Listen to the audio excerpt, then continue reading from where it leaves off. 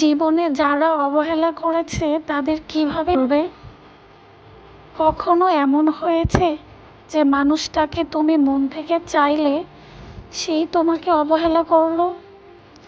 এমন কিছু কথা বা আচরণ যা তোমার মন ভেঙে দিয়েছে? কিন্তু এখন প্রশ্ন হচ্ছে, তাদের কিভাবে ভুলবে? আমাদের জীবনে এমন কিছু মানুষ থাকে যারা আমাদের অনুভূতির মূল্য দেয় না। হয়তো তোমার কথার কোনো দাম নেই তাদের কাছে, হয়তো তারা তোমাকে একবারও গুরুত্ব দেয়নি, আর তুমি শুধু কষ্ট পেতে পেতে একসময় ভেঙে পড়েছো। তাহলে তোমার বুঝতে হবে কেন তারা অবহেলা করছে। অনেক সময় মানুষ ইচ্ছা করেই দূরত্ব তৈরি করে না, বরং তাদের জীবন, ব্যস্ততা বা ব্যক্তিগত কারণ থাকতে পারে।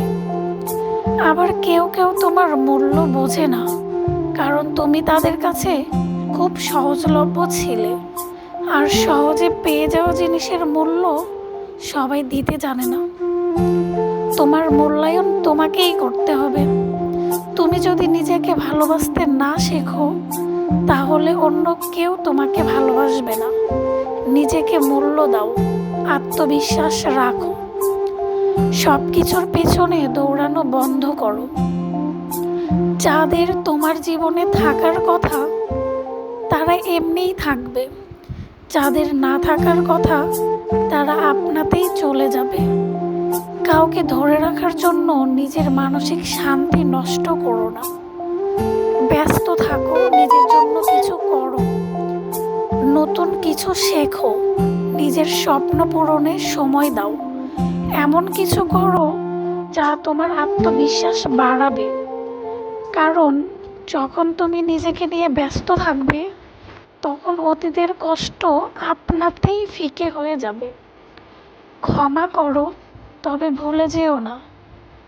কেউ তোমাকে কষ্ট দিলে সেটার জন্য নিজেকে দোষারোপ করো না, বরং তাদের ক্ষমা করো।